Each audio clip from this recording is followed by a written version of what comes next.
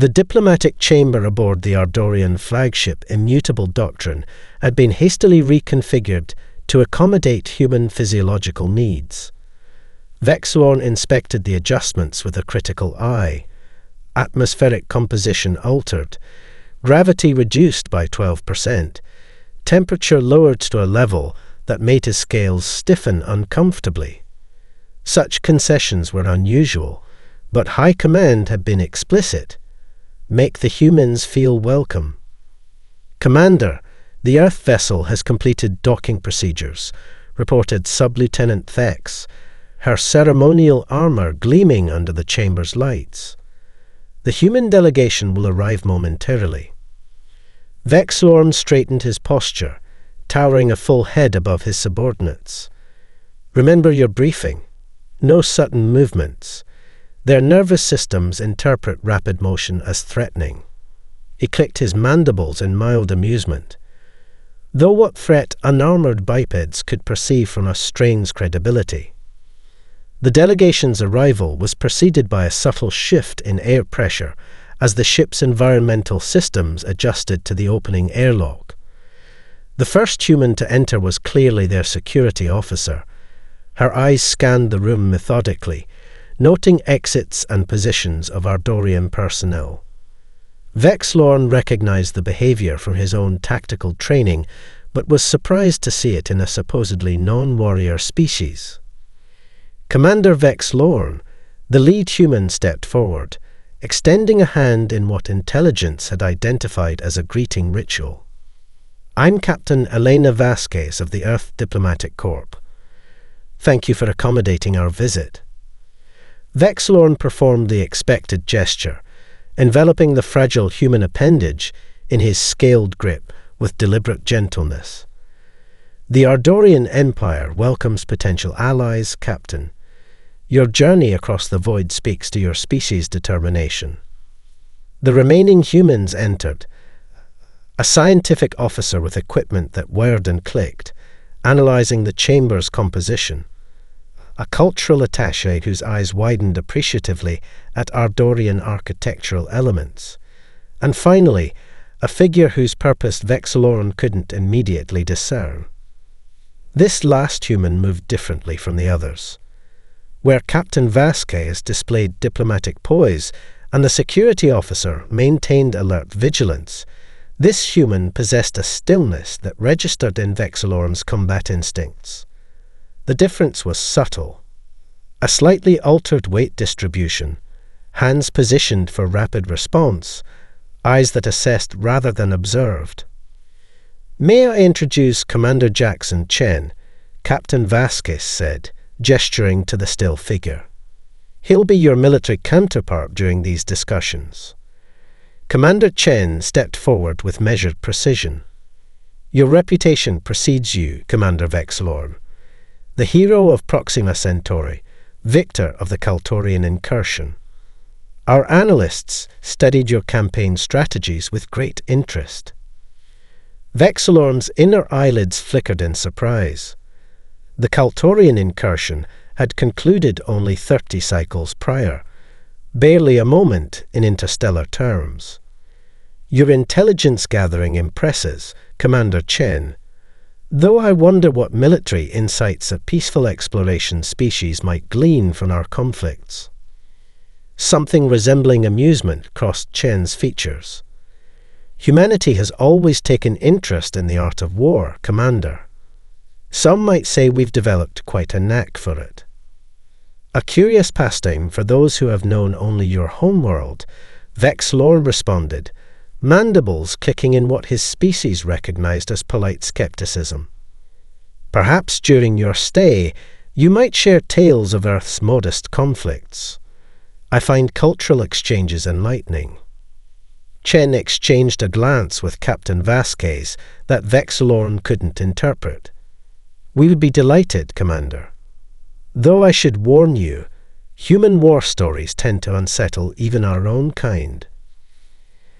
I have witnessed the fall of civilizations, Commander Chen. Vexlorn's scales rippled in a gesture of confident dismissal. I doubt your planetary skirmishes will disturb my rest cycle. The human's expression remained unchanged, but Vexlorn detected a subtle shift in his stance, a predator's patience. "Then we look forward to broadening your perspective, Commander. Shall we begin with the formal introductions?" As the diplomatic proceedings commenced, Vexlorn found his attention repeatedly drawn to Commander Chen. Something about the human nagged at his combat instincts, like encountering a familiar weapon design in unexpected territory. The feeling was illogical, he knew. These humans, with their soft skin and fragile bones, could pose no challenge to a battle-tested Ardorian warrior. He would soon discover how profoundly mistaken that assumption was. The grand reception hall aboard the Ardorian flagship glittered with ceremonial light panels that shifted through the spectrum in patterns representing military victories. Vexlorn stood near the central platform, observing the humans as they interacted with other Ardorian officers. Their delegation moved with surprising confidence among beings twice their size and protected by natural armor. "Quite the impressive display," Commander Chen commented, approaching with a beverage container that Vexlorn's sensors identified as containing fermented grain alcohol, a curious human indulgence. The light sequence showing the Battle of Rigel IV was particularly detailed. Vexlorn's neck scales flared slightly in pleased surprise. "You recognize the battle formations. Most non-Ardorians miss the tactical significance. Three-dimensional flanking maneuvers have a certain mathematical elegance across cultures," Chen replied, "though we might have deployed differently at the Southern Hemisphere choke point." Before Vexlorn could inquire further, Captain Vasquez joined them, her formal diplomatic attire contrasting with Chen's utilitarian uniform. "Commander Vexlorn, our delegation has prepared a proposal for the exchange program. We believe immersive experience would benefit both our species." "I've reviewed your preliminary outline," Vexlorn acknowledged, "though I question the value of sending our warriors to observe your training facilities. Ardorian combat doctrine has been refined across 17 stellar campaigns." Chen's expression remained neutral, but something flickered in his eyes. "Sometimes the greatest insights come from unexpected sources, Commander. Our military history may surprise you. Your species has never fought beyond your atmosphere," Vexlorn stated matter-of-factly. "While commendable, orbital defense systems hardly compare to interstellar warfare." A subtle communication passed between the humans, a glance Vexlorn couldn't decipher.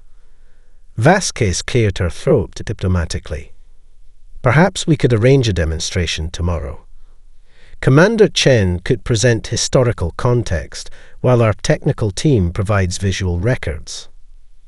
"I would welcome such a cultural exchange," Vexlorn agreed, mandibles kicking in what humans would hopefully recognize as politeness. "My duty rotation permits 3 standard hours for such activities."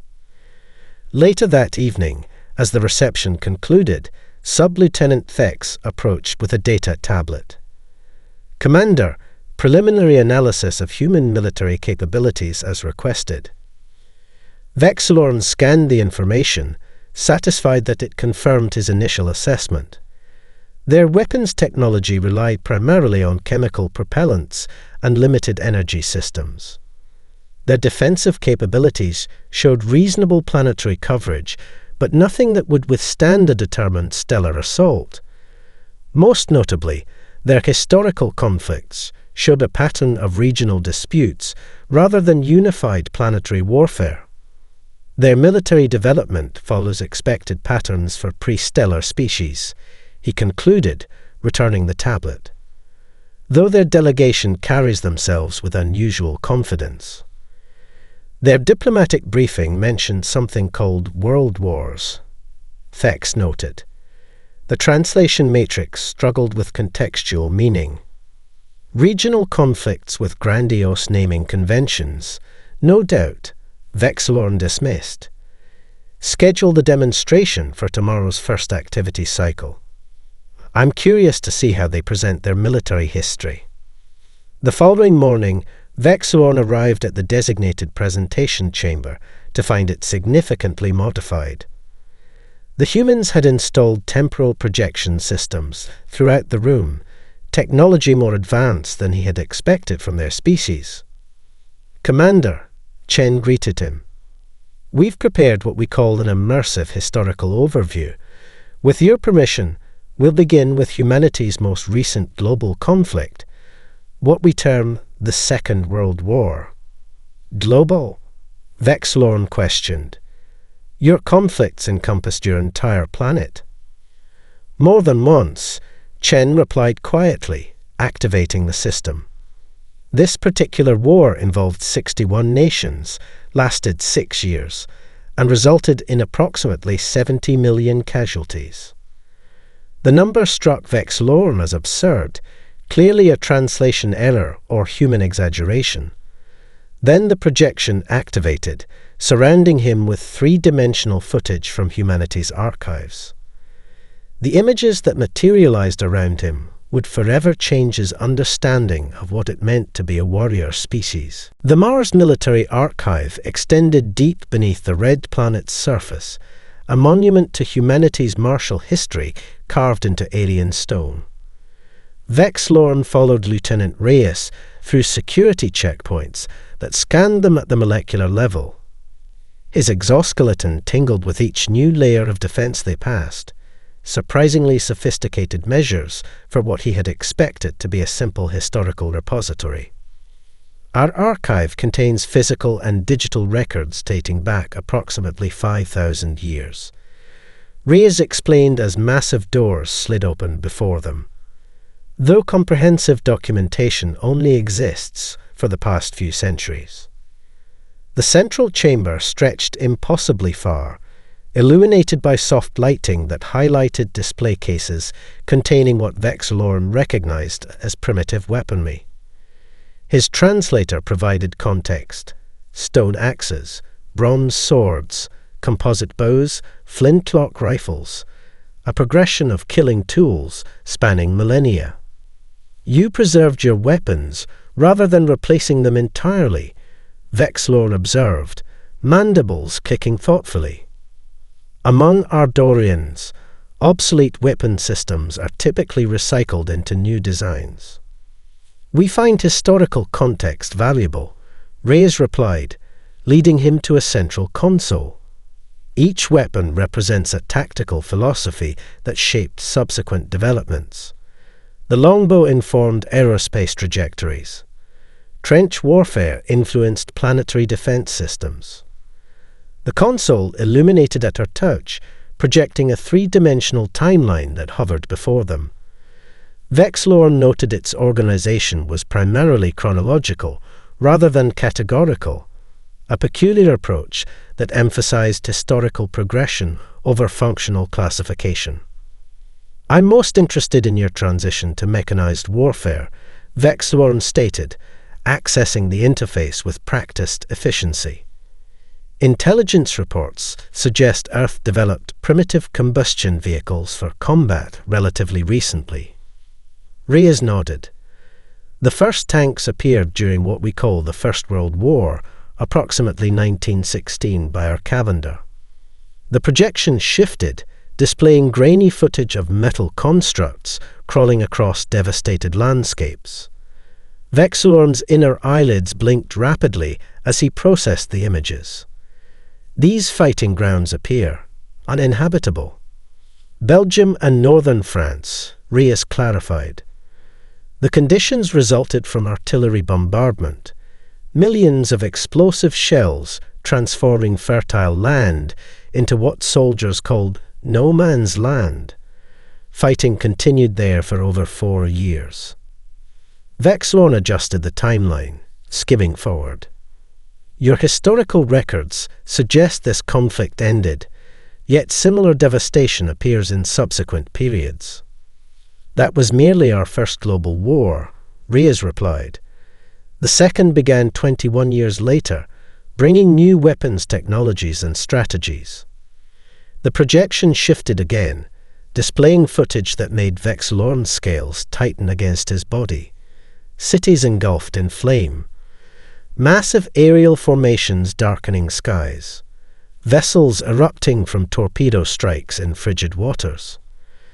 This conflict spanned your entire planet simultaneously. He asked, mandibles now perfectly still in what his species recognized as profound attention. 7 continents, 4 oceans, and 6 years of uninterrupted combat, Rias confirmed. What you're seeing represents only the conventional aspects. She gestured toward a separate display case at the far end of the hall, isolated behind additional security measures. Inside rested a simple metal casing, its surface unadorned except for identification markings.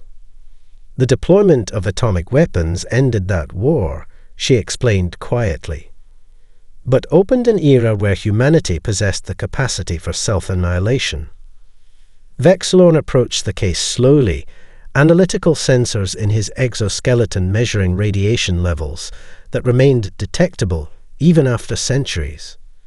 This device appears primitive compared to modern antimatter weapons, yet you preserve it with special reverence. Not reverence, Commander. Warning. Ria's expression remained neutral, but her voice carried unmistakable gravity. This represents the first time our species crossed a threshold.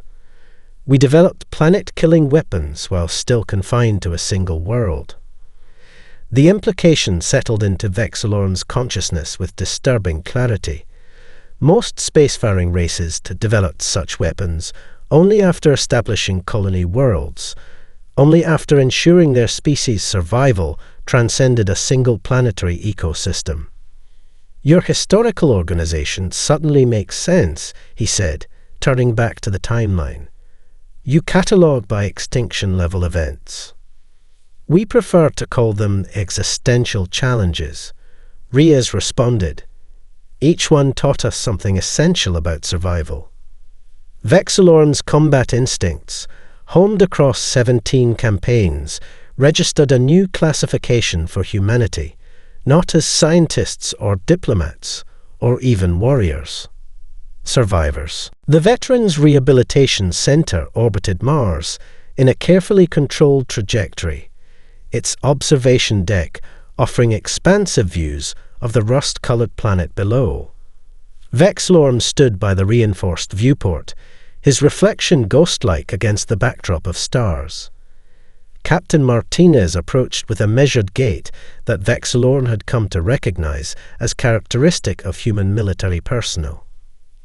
Our guests have assembled in the meeting hall, Martinez informed him. Some traveled considerable distances to be here. We don't often receive alien military observers. Vexilorn turned from the viewport. I appreciate the accommodation, Captain. This informal exchange may prove more illuminating than official records. The meeting hall had been arranged in circular formation, chairs positioned to allow equal participation, rather than the hierarchical structures Ardorians preferred.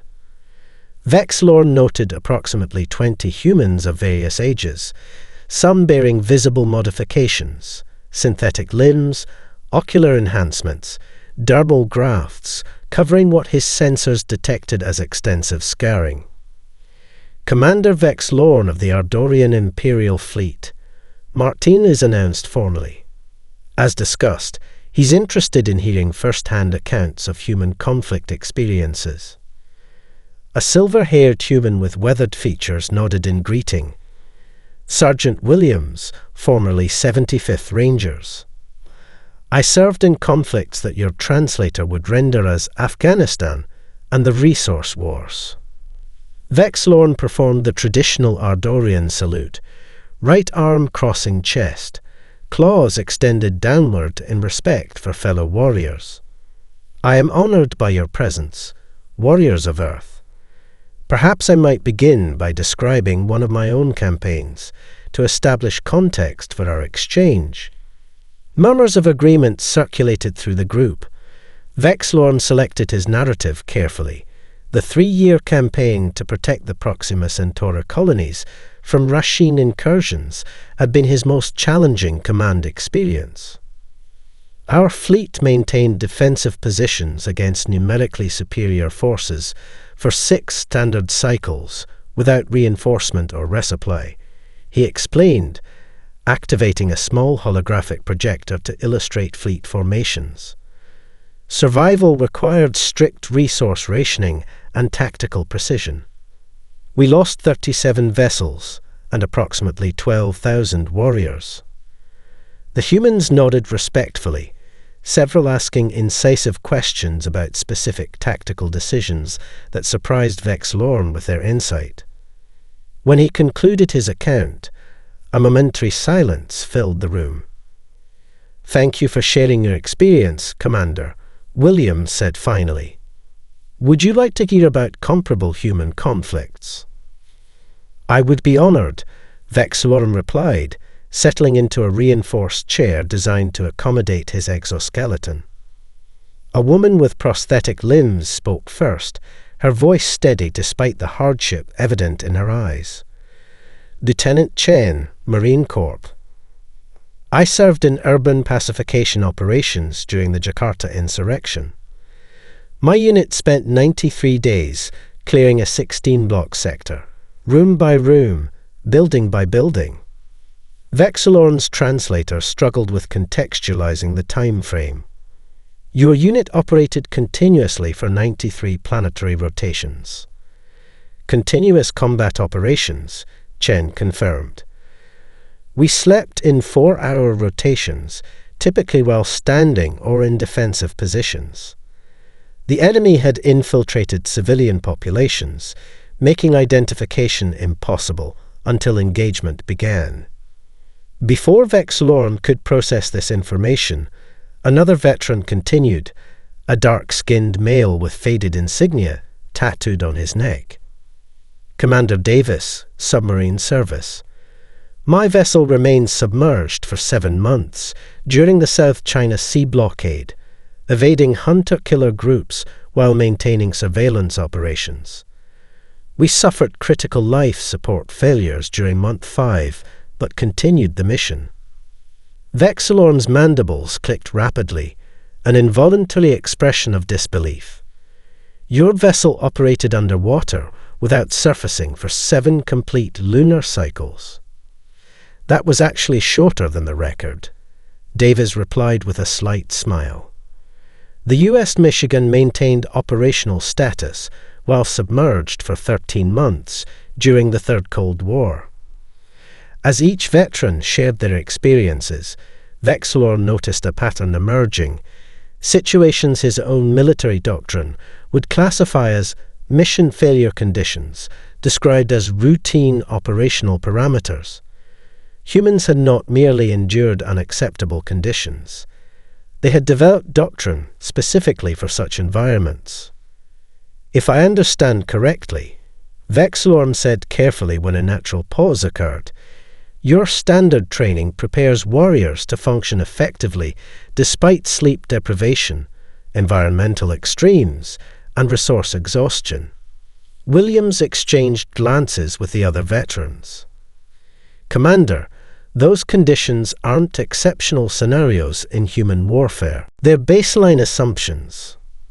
For the first time in his distinguished military career, Vexlorn experienced something approaching strategic uncertainty. The simulation chamber on Mars base had been modified specifically for Vexlorn's physiological requirements. Technicians adjusted neural interface components to accommodate his alien nervous system, while Lieutenant Reyes reviewed safety protocols. "The simulation creates a fully immersive sensory experience," she explained, examining diagnostic readouts.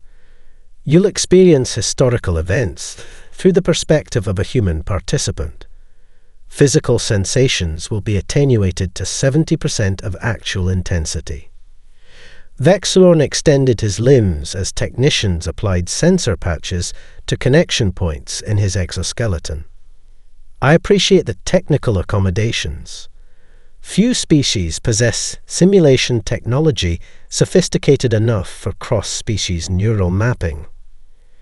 Neural interface systems were originally developed for military training, Reyes replied.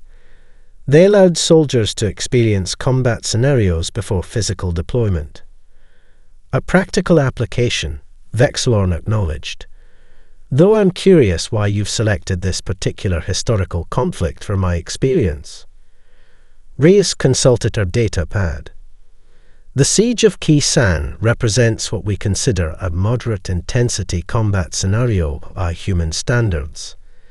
It provides context without overwhelming first-time participants. Vexilorn settled into the reclined position as technicians completed final calibrations. I've reviewed the tactical overview. Your forces held an isolated position against numerically superior opponents for approximately 11 weeks. A respectable defensive operation. The simulation compresses the 77-day siege into approximately 20 hours of subjective time, Reyes explained. You may end the experience at any point by verbally stating, "Terminate simulation 3 times in succession." The senior technician approached with final confirmation. Neural mapping complete, Lieutenant. Simulation parameters locked. Commencing in 30 seconds. You may experience momentary disorientation during transition, Reyes advised. The program begins 24 hours before the first major attack. This allows for acclimatization to the environmental conditions. Vexilorn's training had prepared him for unusual combat scenarios across 17 campaigns. He had experienced atmospheric pressure variations, gravitational extremes, and toxic environments. Nothing in that extensive training prepared him for what followed.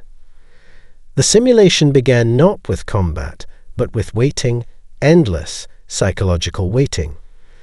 Vexilorn found himself in the body of a young Marine stationed at an isolated hilltop base surrounded by dense jungle. The first sensory impressions overwhelmed his categorization systems.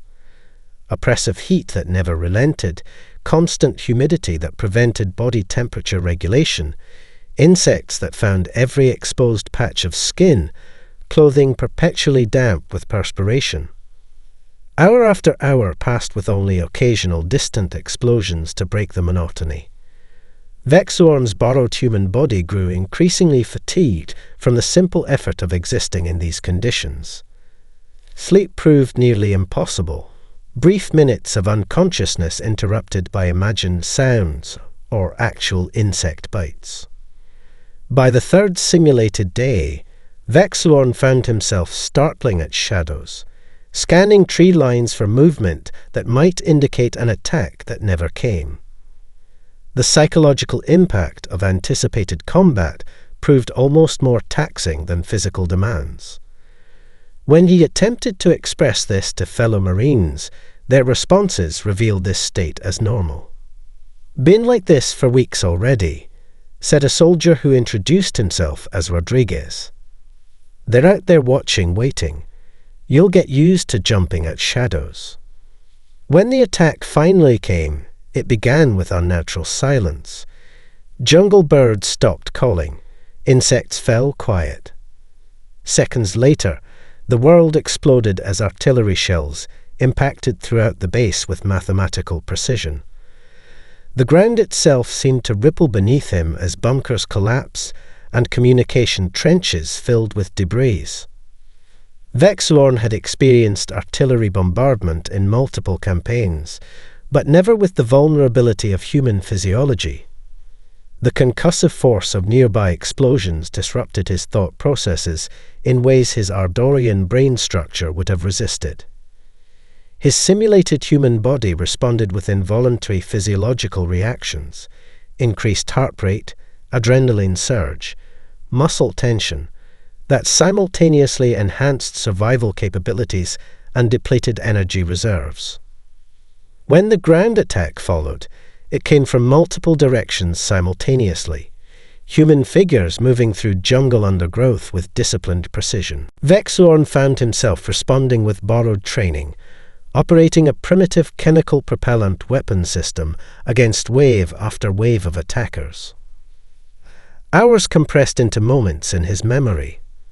The simulation accelerated through moments of intense combat, followed by days of recovery and reconstruction, only to repeat the cycle. Throughout it all, one realization formed with growing clarity in Vexlorn's tactical assessment. Humans had not merely survived these conditions. They had developed entire tactical doctrines based on the assumption these conditions were normal. The observation deck of Phobos Station offered an unparalleled view of Mars below, its terraformed surface showing patches of blue water amid the dominant rusty landscape.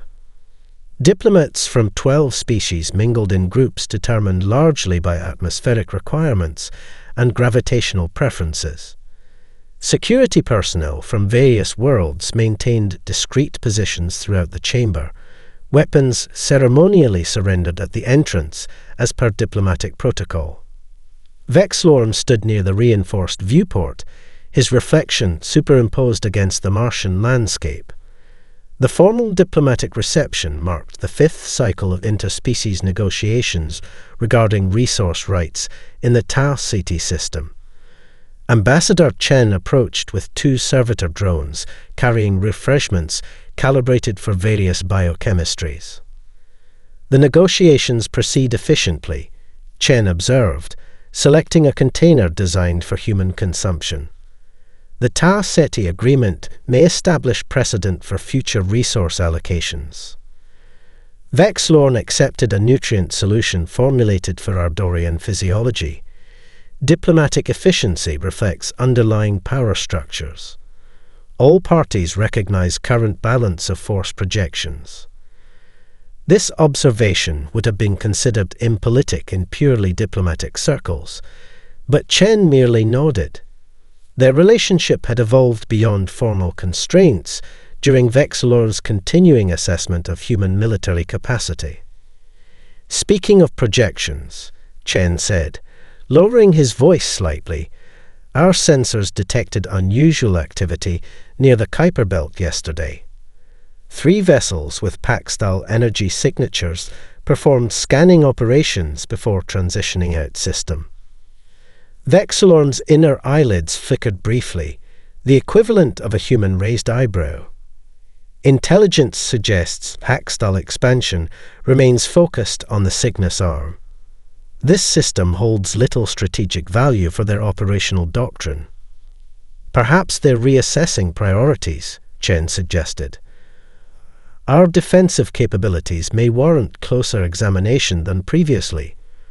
The conversation terminated abruptly as emergency klaxons activated throughout the station. Vexlorn's combat implants immediately registered atmospheric pressure fluctuations indicative of structural compromise. The diplomatic chamber erupted into controlled chaos as security personnel from various species began implementing evacuation protocols. Hull breach detected in Section 9, announced the station's emergency system.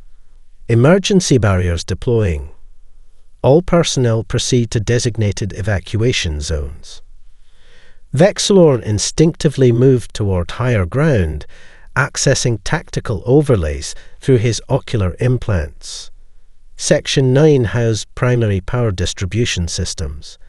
The structural failure potentially threatened station-wide systems. He observed Ambassador Chen already coordinating civilian movement toward designated shelters, bypassing formal command structures with casual efficiency. What happened next fundamentally altered Vexlorn's assessment of humans as a species. While most delegates sought safety according to established protocols, the human diplomatic security detail split into specialized teams without verbal communication. 2 personnel sprinted toward the breach location, moving counter to evacuation flow. Another accessed an emergency terminal, bypassing security protocols to reroute life support systems. A fourth began treating minor injuries sustained during the initial pressure fluctuation. Most surprisingly, a human maintenance worker named Pato reached the damaged section before emergency responders. Surveillance feeds showed the unaugmented human using his body to shield wounded delegates from debris, while simultaneously applying emergency sealant to the hull breach with his free hand. Vexilorn's tactical analysis systems struggled to categorize this behavior. Ardorian emergency doctrine prioritized personnel preservation, followed by critical systems. The human response prioritized neither exclusively, instead implementing a complex decision tree that balanced multiple objectives simultaneously.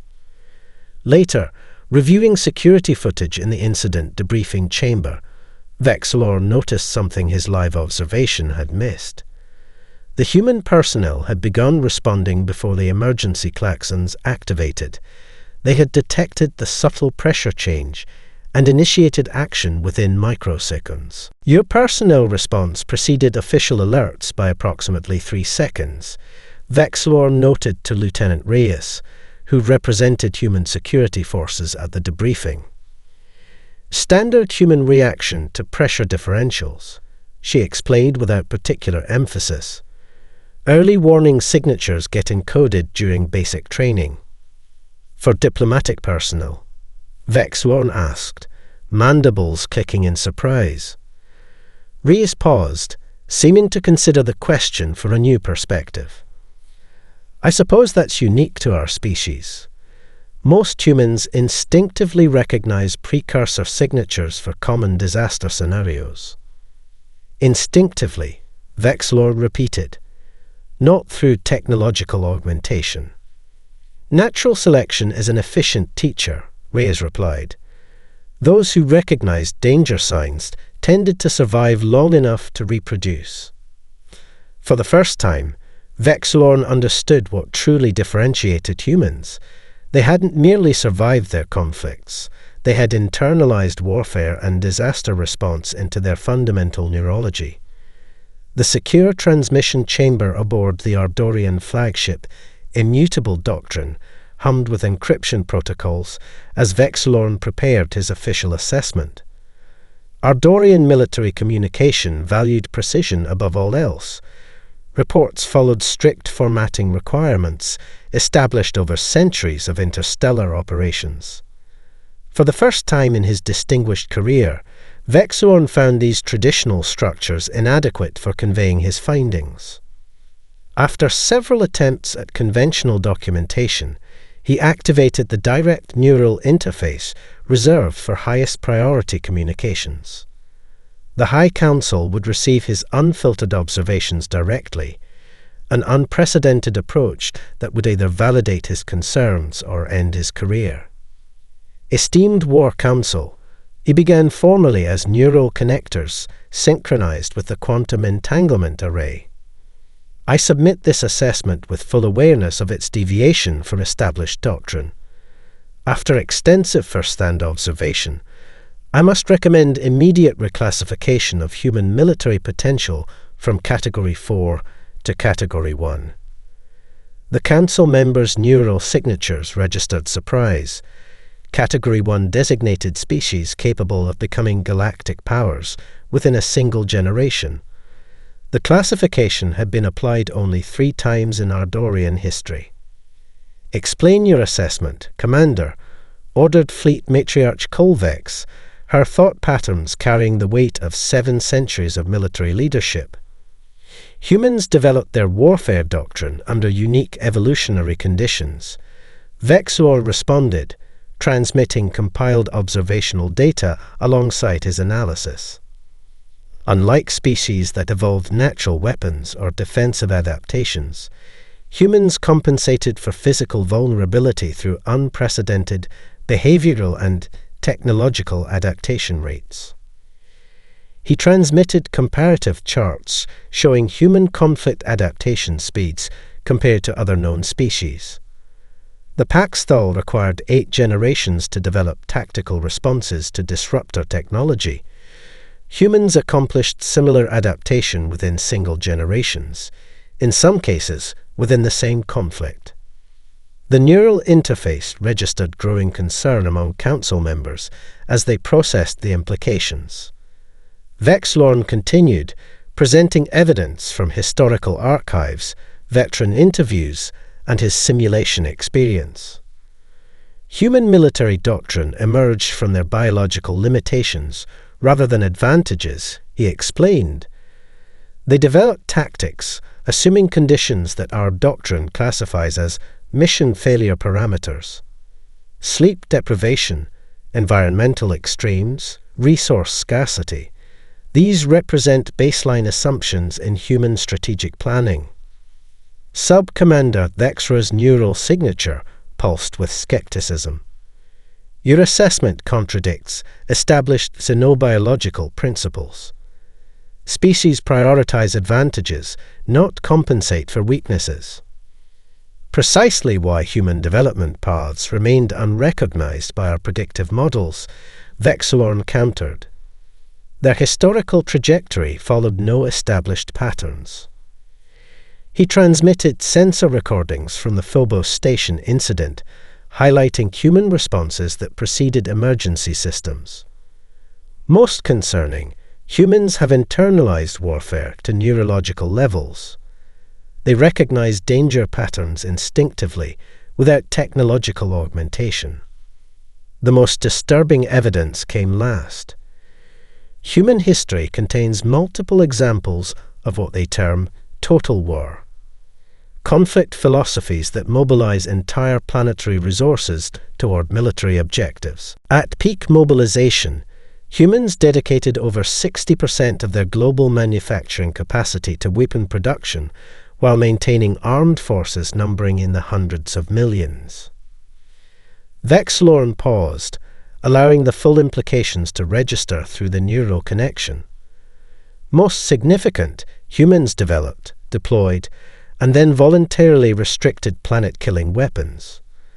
Not because they lacked capacity to build more, but because they recognized their own destructive potential. His final assessment resonated through the quantum link with unmistakable clarity. In 17 campaigns across known space, I have never encountered a species that weaponized its own vulnerabilities so effectively. Humans don't prevail because they possess superior strength or natural advantages. They succeed because what would break other species has merely taught them adaptability. The resulting silence extended long enough that Vexlorn momentarily feared the connection had failed. Then Fleet Matriarch Colvex's neural signature pulsed with decision energy. Classification approved, Commander. Implement Protocol 7 immediately. Protocol 7. Preparation for alliance negotiations with a potential peer power. The implications reverberated through Vexlorn's tactical awareness. After centuries of unchallenged dominance, the Ardorian Empire was acknowledging humanity as equals. As the neural connection dissolved, Vexlorn contemplated the historical significance. Humans had achieved in decades what other species required centuries to accomplish, not despite their vulnerabilities, but because of them. The observation lounge aboard Earth's orbital diplomatic station offered spectacular views of the blue-green planet below. Vexlorn stood with Admiral Reyes, formerly lieutenant, as tactical displays showed unusual activity at the solar system's edge. Long-range sensors had detected 3 vessels of unmistakable configuration, decelerating from FTL translation. Crixian scout vessels, Vexlorn identified immediately, mandibles clicking in concern. Their deployment pattern matches standard reconnaissance formation. Reyes studied the tactical projections with the calm assessment Vexlorn had come to recognize as humanity preparing for conflict. We've been tracking similar patterns for several weeks. Your intelligence reports indicate they've conquered 14 systems. 15 as of last transmission, Vexlorn corrected. The Beltari system fell 30 cycles ago. Their expansion rate exceeds previous projections. The Crixian expansion represented the most significant threat to galactic stability in recent memory. Unlike most spacefaring species with diverse governance structures, the Crixians operated as a perfect biological hierarchy, each individual merely a component of the greater collective. Their conquest strategy followed predictable patterns: assess defensive capabilities, overwhelm with superior numbers, assimilate useful populations, and eliminate resistance with ecological weapons. Their scout vessels maintain standard sensor configurations, Vexlor observed. Preliminary assessment of your defenses. Rather than showing concern, Reyes displayed thoughtful calculation. What would your recommendation be, Commander, if we were any other emerging spacefaring species? Under standard parameters, I would advise considering terms of submission, he answered honestly. The Crixian hive has never been defeated in a conventional engagement. Their resource allocation efficiency exceeds all known competitors. But these aren't standard parameters, Reyes noted. No, Vexlorn turned from the viewport. I've requested an emergency session with both our governments. The Ardorian Empire wishes to propose an immediate defensive alliance with humanity. Formal alliance negotiations normally required years of preliminary diplomacy, cultural exchange programs, and technological standardization protocols. The accelerated timeline reflected the unprecedented nature of both the Crixian threat and Vexlorn's assessment of human military potential. 3 days later, Vexlorn stood before the combined delegations in Earth's primary diplomatic chamber. His proposal stunned representatives from both species. A joint military command structure with integrated technology sharing and coordinated defense planning. The Crixians expand through overwhelming force and superior technology, he explained to the Earth representatives. Their tactical doctrine assumes conventional resistance following predictable parameters.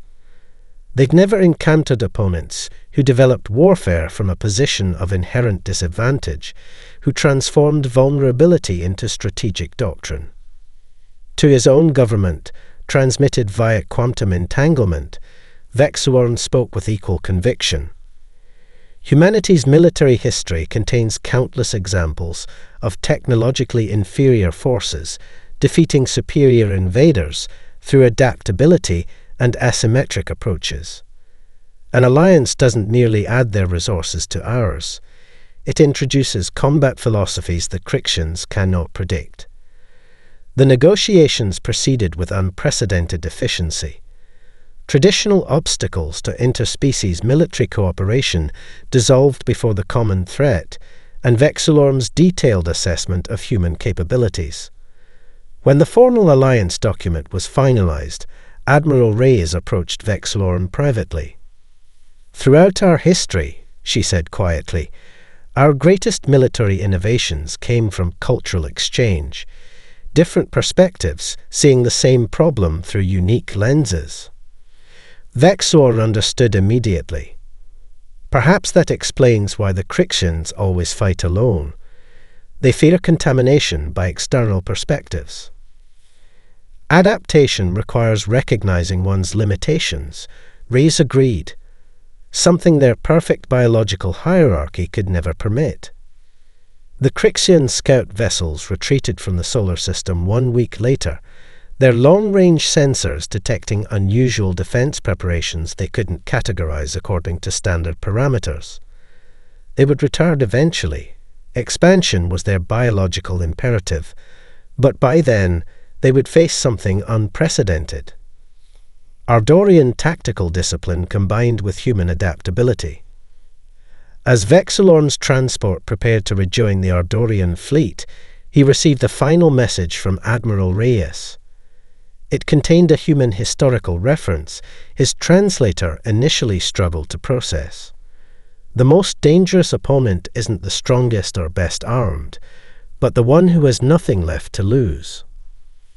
For the first time in his extensive military career, Vexuon found himself anticipating conflict with something approaching optimism.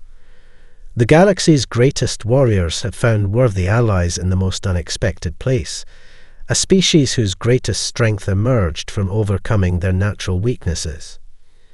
Standing on his command deck as the fleet prepared for departure, Vexuon reflected on how profoundly his understanding had changed since first contact.